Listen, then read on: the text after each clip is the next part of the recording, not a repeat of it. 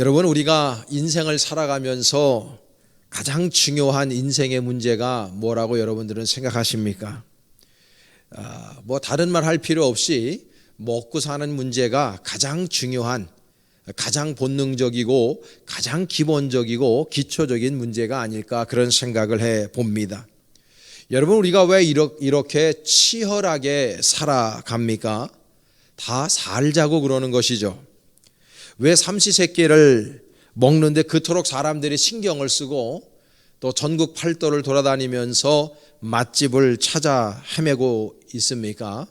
다 행복하게 오래오래 잘 살길 원하는 마음을 가지고 사람들이 먹거리도 찾아다니고 그러는 겁니다. 제가 책 소개를 하지 않지만 철학자의 뱃속이라고 하는 책이 있습니다. 미셸 몽프레라고 하는 사람이 지은 책인데, 이분이 아주 재미있는 이야기를 했죠. 인간은 곧 그가 먹는 것이다, 그렇게 이야기를 했어요. 그러니까 우리가 삶을 살아가는 데 있어서 내가 무엇을 먹느냐가 곧 나를 이야기해 준다라는 것을 말해주고 있는 것입니다.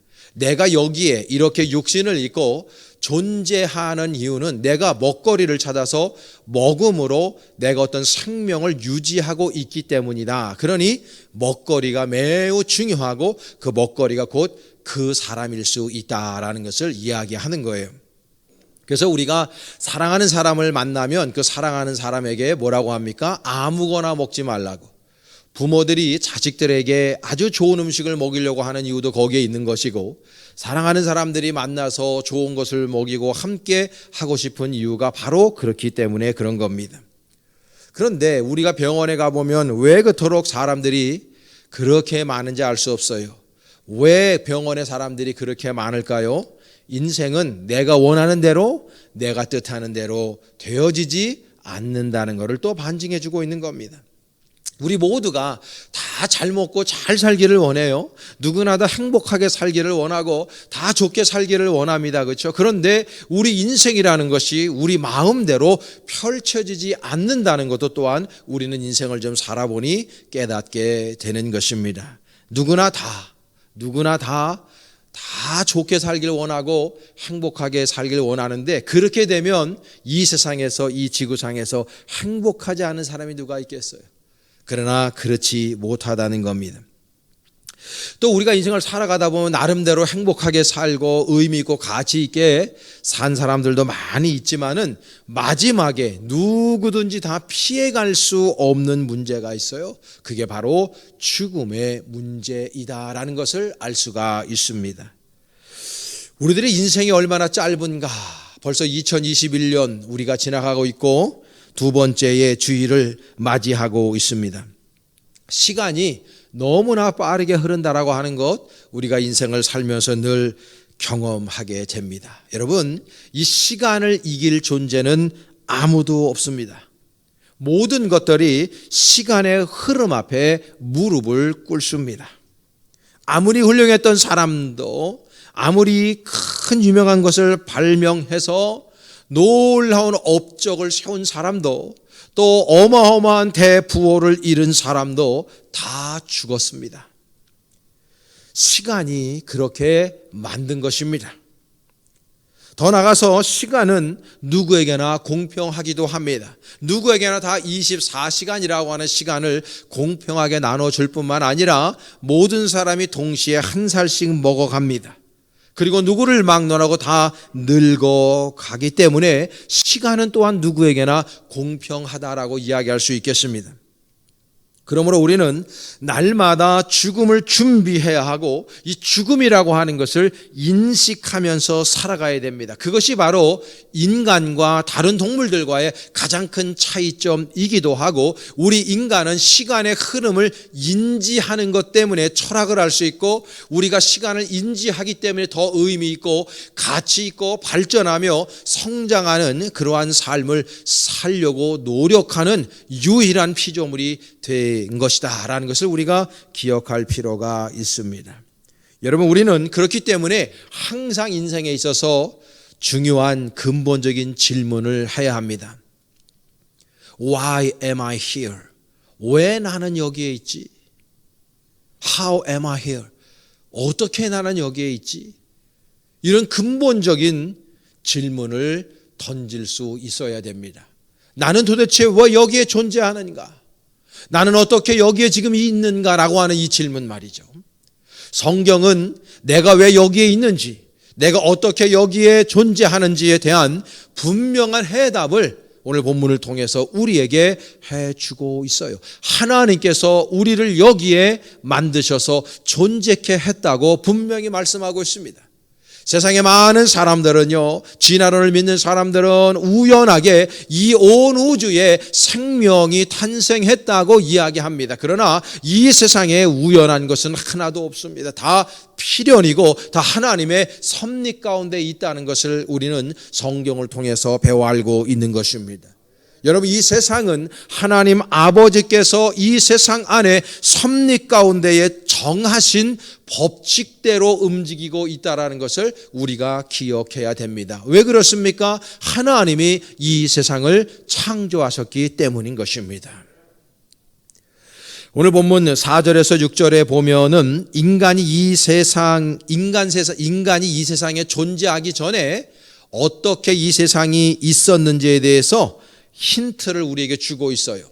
이것이 천지가 창조될 때에 하늘과 땅의 내력이니 여호와 하나님이 땅과 하늘을 만드시던 날에 여호와 하나님이 땅에 비를 내리지 아니하셨고, 또 넘겨주세요. 땅을 갈 사람도 없었으므로 들에는 초목이 아직 없었고 밭에는 채소가 나지 아니하였으며 안개만 땅에서 올라와 온 지면을 적셨다라고 표현해 주고 있습니다. 그러니까 이 갓 창조된 땅은 안개만 자욱했다는 거예요. 아직 지구에 사람이 없었기 때문에 땅에는 비가 내리지 않았다고 그랬고, 땅을 갈 사람이 없으니까 초목이 없었고 밭에 채소도 없었다라고 표현해 주고 있습니다. 이때 하나님은 창조를 완벽하게 완성하기 위해서 우리 인류를 창조하시는 장면이 오늘 7절에서 8절까지 나옵니다. 여호와 하나님이 땅의 흙으로 사람을 지으시고 생기를 그 코에 불어넣으시니 사람이 생명이 된지라. 여호와 하나님이 동방의 에덴의 동산을 창설하시고 그 지으신 사람을 거기 두셨다라고 성경은 우리에게 분명히 말씀해 주고 있어요. 여러분, 좀 전에 읽었던 4절에서 6절까지의 말씀과 7절과 8절의 말씀에 보면은요, 여호와 하나님이 네 번이나 반복이 되는 것을 알 수가 있습니다. 이 여호와 하나님이라고 하는 말은 말 그대로 여호와라는 말과 하나님이라고 하는 말이 합해져 있는 단어입니다. 여러분, 우리가 성경 히브리 원전에 보게 되면 하나님이라고 하는 표현이 히브리어로 엘로힘입니다. 여호와라는 말은 야훼라는 말입니다. 그런데 이 여호와라고 하는 이 말은 단수형입니다. 하나님이라고 하는 말은 복수형 단수입니다. 삼위일체를 가리킬 때에 우리는 하나님이라고 하는 용어를 써요. 그런데 성경 히브리 원전에 보게 되면은 엘로힘, 다시 말해서 이 하나님이라고 하는 단어는 680회 정도가 나옵니다. 그런데 여호와, 야훼라고 하는 말은 6007번이나 나옵니다. 그러니까 이 여호와라고 하는 말과 하나님이라는 말이 얼마나 중요한 단어인지를 알 수가 있는 것이죠. 그 중에서도 우리가 잘 알고 있는 여호와, 야훼라고 하는 말, 우리가 출애굽기 3장에 보게 되면 모세가 호렙산에서 하나님을 만나죠. 떨기나무 가운데. 그때에 모세가 하나님의 이름을 묻습니다. 당신이 누구라고 내가 우리 에집트에 있는 우리 민족들에게 이야기해야 됩니까? 그렇게 말할 때 하나님께서 스스로를 이렇게 제시하시죠. 나는 스스로 있는 자니라 얘기하고 있어요. 히브리 말로 나는 스스로 있는 자라고 하는 말이 에흐예, 아쉘 에흐예라고 되어져 있습니다. 저 말은 말 그대로 나는 나다, 나는 스스로 있는 자, 나는 나다라는 뜻이에요. 이 뜻은 뭐냐면 나는 그 어떤 것으로부터 창조되어지지 않고 모든 것들을 창조한 자이며 나는 그 어느 것에도 영향을 받지 않고 그 모든 것들에 영향을 주는 자니라 라는 의미를 가지고 있는 것입니다. 그러니까 이 야훼라고 하는 말은 오로지 여호와 하나님에게만 통용되는 가장 위대한 단어라는 것을 우리가 깨닫게 됩니다. 다시 말해서 이 세상 우주 만물이 다 그분으로부터 다 유출되었다. 그분께서 다 만드셨다라고 하는 거예요. 그러니까 여호와 하나님께서 온 우주 만물을 창조하신 그 위대한 분이신데 그 위대하신 여호와 하나님이 우리 인간도 만드셨다는 겁니다. 여러분 성경에 보게 되면 사람 아담, 이 아담이라고 하는 말 자체가 흙에서 왔습니다. 이 흙이라고 하는 단어가 아파르인데 이 말 그대로 dust, 먼지입니다. 이것이 earth, 그냥 흙입니다. 그러니까 우리 인간을 하나님 아버지께서는 흙처럼 먼지처럼 그 먼지로 흙으로 우리를 만드셨다라고 이야기하고 있어요. 그런데 그것으로 끝나는 것이 아니고 다음 구절에 보게 되면 하나님께서 생기를 그 코에 불어넣으시니 생명이 되었다고 오늘 본문 우리에게 말씀하고 있습니다. 여러분 이 생기라고 하는 게 영어 성경에 보면 breath of life, 다시 말해서 생명의 숨을 이야기합니다. 그 생기를 불어넣으시니 곧 생명이 되었다. living being, 다시 말해서 살아있는 존재가 되었다고 표현하고 있어요. 하나님 아버지께서 우리들에게 살아있는 그분의 숨, 생명의 숨을 우리에게 불어넣어 주심으로 우리가 살아있는 존재가 되었다라는 것입니다. 그러니까 우리 인간은 절대적으로 하나님 아버지 앞에 의존할 수밖에 없는 존재라는 걸 가르쳐주고 있는 것입니다. 유명한 철학자, 신학자 가운데 슐라러마우라는 사람이 있는데 그 사람이 예전에 절대 의존의 감정을 가져야 된다고 이야기했어요. 우리 인간은 하나님 아버지 앞에 절대적으로 의존해야 되는 존재임을 그가 간파한 것입니다. 우리가 이 물고기가 물에서 떠나면 생선이 됩니다. 나무가 흙에서 떠나면 곧 죽고 맙니다. 마찬가지로 우리가 하나님 아버지에게서 떠나가고 하나님에게서 분리되면 우리는 곧 죽은 것과 같다는 것을 우리에게 이야기해주고 있는 것이죠.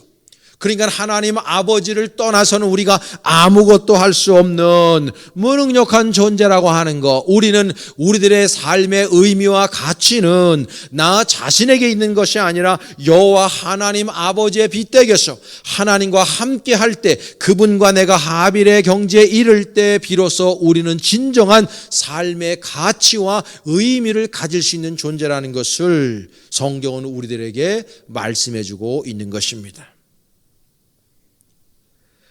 그런데 하나님 아버지께서는 거기서 끝나지 아니하시고 우리들에게 생기를 불어넣어 주심으로 생명이 되게 하시고 난 다음에 에덴이라고 하는 아름다운 동산, 우리들의 삶의 자리를 허락해 주셨습니다.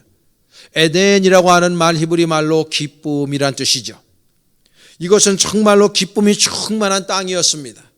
여기에서는요, 불만족스러운 게 하나도 없습니다. 결핍된 것이 하나도 없는 장소란 의미입니다. 그 에덴은 슬픔도 없고 다툼도 없고 경쟁도 없고 시기도 없고 또 질병도 없고 죽음도 없는 퍼펙트한 장소였다는 것을 우리가 기억해야 됩니다. 그리고 나서 하나님 아버지께서는 그 주변에 4개의 강이 흐르게 하셨어요. 오늘 보면 우리가 읽었지만 비손, 기혼, 히데겔, 유프라데, 이 아름다운 강이 흘렀어요. 다시 말해서 사면으로 강이 흘렀어요. 모든 것들이 풍성하고 모든 것들이 풍족한 조건을 주님이 만들어 주셨다는 것을 나타내고 있는 것입니다. 거기에다가 하나님 아버지께서는 수많은 유실수들을 주셨습니다. 그리고 거기에 생명나무와 선악을 알게 하는 나무를 함께 주셨습니다. 그리고 오늘 본문 17절에 말씀하셨습니다. 유일한 경고 하나를 하셨어요. 하나님이 선악을 알게 하는 나무의 열매는 먹지 말라. 네가 먹는 날에는 반드시 죽으리라고 말씀하고 있습니다. 하나님 아버지께서 유일하게 하신 명령이 뭐냐면 선악과를 먹지 말라고 하는 그 단 한 가지의 명령을 하나님이 주셨어요. 많은 사람들의 이 구절에서 이야기를 하죠. 하나님께서 선악과를 인간 따먹을 걸 뻔히 아시면 선악과를 에덴 동산에 만들질 마시지 왜 선악과를 걷다 만드셔갖고 인간으로 하여금 그걸 따먹게 함으로 죄성을 갖게 하셨는가라고 이야기하죠.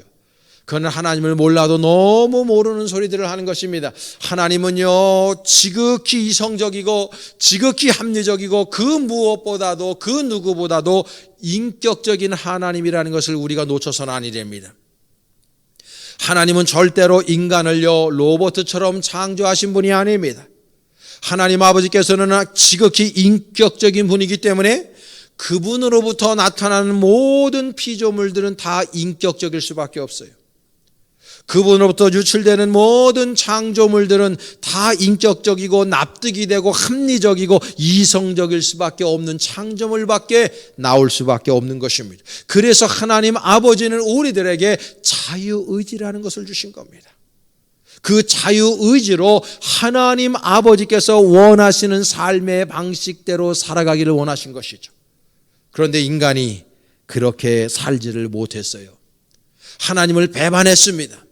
하나님 아버지께서 원하시는 삶의 방식으로 살지 못하고 자신들이 원하는 삶의 방식을 선택함으로 말미암아, 다시 말해서 하나님의 말씀에 불순종함으로 말미암아 인간 세상에 죄악이 들어오고 그 원죄를 우리가 가지고 살아가고 있고 결국 우리 인생이 죽음을 맛볼 수밖에 없는 비극 속에 들어간 것입니다. 사랑하는 여러분, 하나님께서 왜 선악과를 먹지 말라 그러셨느냐? 오늘 저는 두 가지로 말씀을 드리려고 그래요. 첫째는요, 하나님이 선악과를 먹지 말라 하는 이유는 인간의 한계와 위치를 반드시 기억하라는 뜻입니다. 우리들이 누구냐라고 하는 것, 인간의 그 한계, 인간의 위치를 기억하라고 선악과를 먹지 말라 하신 겁니다. 인간은 창조자가 아닙니다. 인간은 조물주가 아니라는 것입니다. 인간은 하나님 아버지께서 만드신 피조물에 불과한 존재라는 것을 깨달으라고 하나님께서 선악과를 먹지 말라 그런 겁니다. 여러분, 지금 세상을 보세요. 온통 인간이 하나님이 되려 합니다. 지금 모든 사회적인 시스템을 보세요. 인간을요, 하나님의 위치로 올려놓고 있습니다. 그래서 모든 사람들이 자신이 마치 하나님이 된 것처럼 말하고 행동합니다. 자기 후에 아무도 없습니다. 여러분, 지금 인간 세상의 가장 큰 문제가 뭡니까? 내가 하나님인 줄로 착각하고 사는 것입니다. 이 세상의 중심이 나 자신일 수밖에 없습니다. 내가 하나님이니까 모든 판단의 기준이 나일 수밖에 없는 것입니다. 그래서 사람은 하나님을 떠나면 교만해집니다. 교만이라고 하는 것이 무엇입니까? 하나님 앞에서 나 자신을 주장하려는 행위입니다. 그 의지를 가지고 있는 것입니다. 그러니까 하나님 앞에서 하나님의 뜻에 부복하고 하나님의 뜻을 따르는 인생이 아니라 하나님 앞에서 나를 주장하고 있는 것입니다. 그것이 바로 인간이 하나님에게 불순종함으로 분리됨으로 일어났던 비극인 것입니다. 교만해지면 하나님의 뜻을 따르지 않습니다. 오직 자신에게 하나님이 되어서 자신의 이익을 위해서 살아가는 것이 우리 인간의 특징인 것입니다. 그러니까 내가 하나님이기 때문에 다른 사람을 올곧게 존중하지를 못합니다. 내가 내 뜻대로 내 멋대로 자기중심적으로 사니까 다른 사람들이 내 눈에 들어오질 않습니다. 마틴 부버가 이히운츠트, 나와 너라고 하는 책을 썼습니다. 그 책에서 보면 이분이 얘기하죠. 내가 다른 사람 상대방을 존중하지 않을 때 이히운츠다스, 나와 그것이 되어버린다고. 더 이상 다른 사람을 인격적으로 대우하지 않습니다. 상대방은 그저 내 성공의 발판일 뿐, 함께 더불어 살아가는, 내가 존중받듯이 다른 사람도 존중받아야 되는 존재임을 사람들이 인정하지 않습니다. 그러니까 뭐예요? 사회 통합이 깨지는 겁니다. 다른 사람을 인정하지 않기 때문입니다. 다른 사람들 인정하지 않으니까, 타자를 존중하지 않으니까 타자의 아픔, 타자의 절규, 타자의 눈물이 전혀 느껴지지 않고 보이지 않는 것입니다. 베풀 줄을 모릅니다. 나눌 줄을 모릅니다. 자신의 입속만 관심이 있습니다. 자신의 가정과 자신의 자녀들만 그저 잘 되면 그것으로 끝입니다.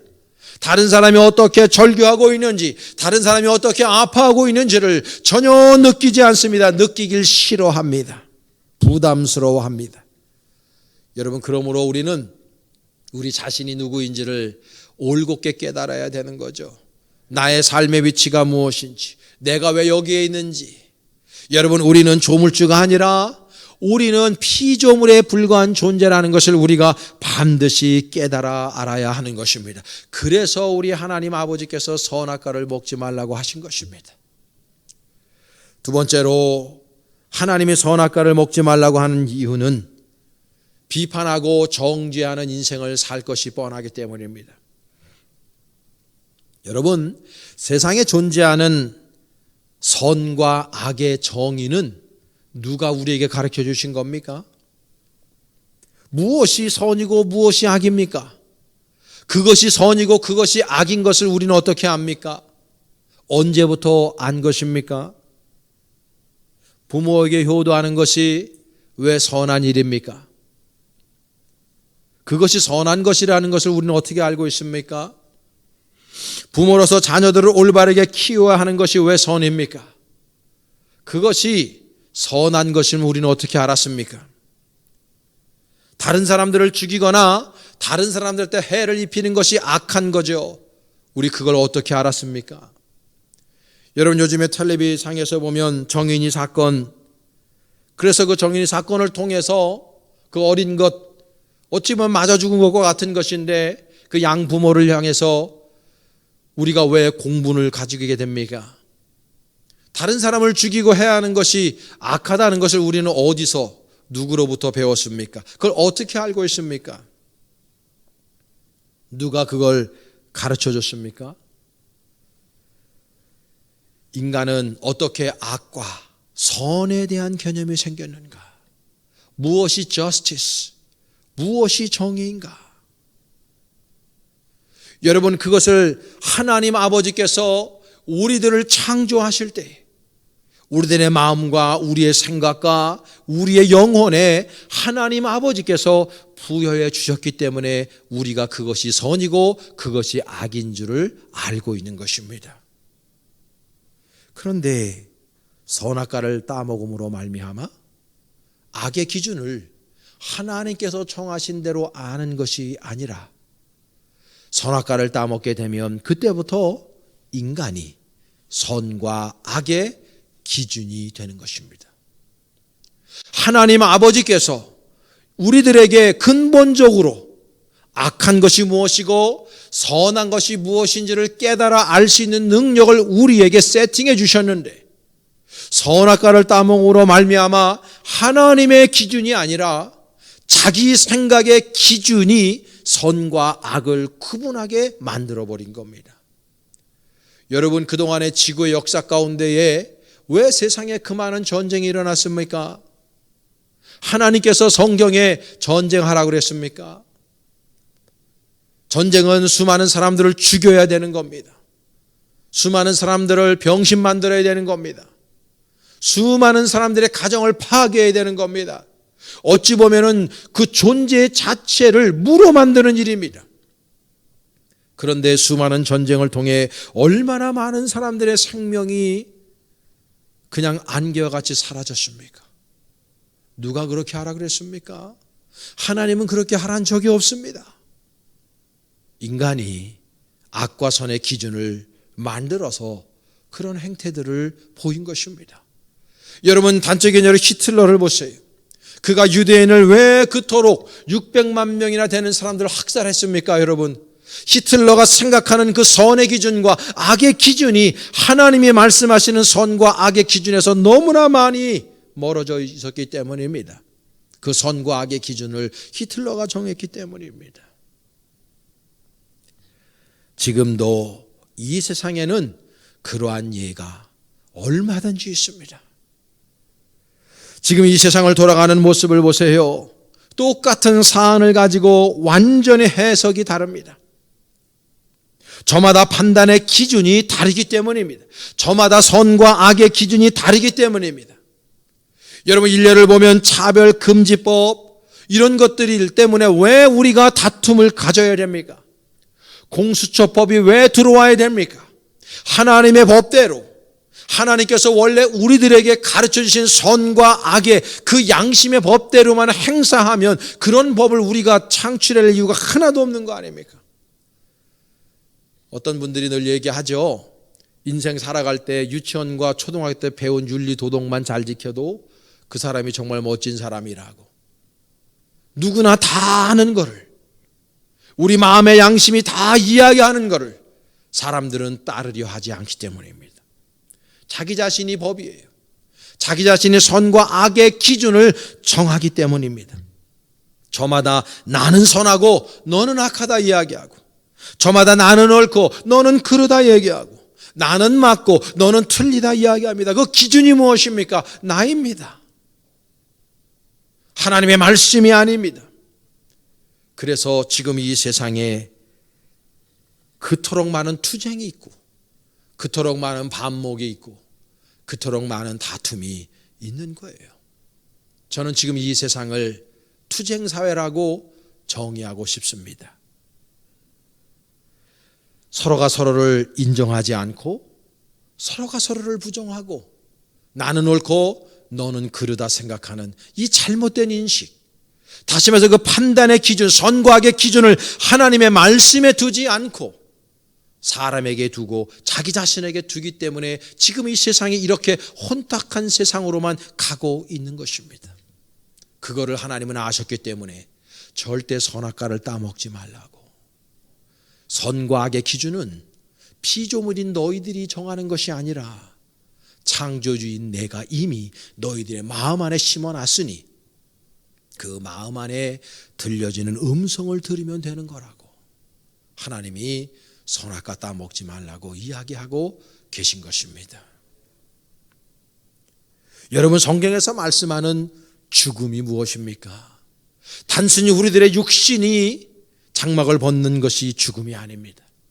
성경에서 말씀하는 죽음은 하나님과의 분리를 이야기합니다. 하나님을 떠나는 것을 이야기합니다. 하나님과 반목하는 것을 이야기합니다. 하나님을 배반하고 배신하는 것을 이야기합니다. 그래서 하나님을 떠나는 거예요. 하나님 안에 있을 때 내가 진정한 생명이 되는 것인데, 하나님께서 우리들에게 생명의 숨을 불어넣어 주셔서 우리가 살아있는 존재가 되었음에도 불구하고 하나님 아버지 안에 내가 있을 때 진정한 가치와 존재의 의미를 내가 가질 수 있음에도 불구하고 우리는 자꾸 하나님을 떠나려 합니다. 하나님 앞에서 나를 주장하려고 하고 내가 모든 판단의 기준이 되려고 하는 것입니다. 그것이 바로 성경에서 이야기하는 죽음의 의미인 것입니다. 사랑하는 성도 여러분, 그러므로 우리가 그 하나님의 죽음의 의미를 바라볼 때 지금 이 세상에는요, 죽은 사람들이 너무나 많이 있습니다. 살아있으나 산 사람이 아닙니다. 육신적으로는 부자로 살아요. 육신적으로는 박사학위를 몇 개 가지고 살아요. 육신적으로는요, 떵떵거리고 살아요. 남부럴 거 없이 살아요. 그런데 죽어 있는 사람이 너무 많습니다. 하나님을 모른다 하고 하나님을 없다 하는 사람들, 하나님을 부정하고 하나님을 부인하는 사람들, 곧 영적으로 죽은 사람들인 것입니다. 그러므로 우리는 이 시대에 선악과를 따먹은 그 사람들에게 가서, 그 영혼이 죽어 있는 그 사람들에게 가서 예수가 그리스도가 되심을 증거하고 하나님 아버지께서 우리들의 전 인격을 창조하신 창조주가 되시는 분이라는 것을 세상 사람들에게 전해야 되는 의무가 저와 여러분들에게 있는 것입니다. 영혼구원 전도는 어려운 것이 아닙니다. 죽어있는 영혼들에게 당신이 살 수 있는 길이 있다고, 영원히 살 수 있는 길, 유일무이한 길이 있다고, 그분이 바로 예수 그리스도라고, 우리 하나님 아버지의 품에 안기라고 전하는 것이 바로 영혼 구원이고 전도인 것입니다. 여러분들의 사랑하는 남편이 죽어 있는 사람 아닙니까? 여러분들의 사랑하는 아내와 여러분들의 사랑하는 부모, 형제가 혹 죽어 있는 분들은 아니십니까? 여러분들이 그토록 좋아하는 여러분들의 친인척들, 친구들, 회사의 동료들, 주변에 있는 이웃들 가운데에 혹 죽어 있는 분들은 없습니까? 여러분, 우리는 그 영적으로 죽어 있는 그분들에게 나아가서 생명의 말씀을 증거해 주므로 그들도 역시 생명이 되는 진정 살아있는 존재가 되게 만들 수 있는, 그래서 우리가 에덴 동산의 기쁨을 회복하고 우리의 삶이 진정 하나님 안에서 의미 있고 가치 있는 인생을 살아갈 수 있는 그런 저와 여러분 모두 될 수 있기를 원합니다. 우리 이제 죽어 있는 사람들에게 나아가 생명의 말씀을 증거하는, 사랑하는 볼때 모든 교우들 될 수 있기를 주님의 이름으로 간절히 축원합니다.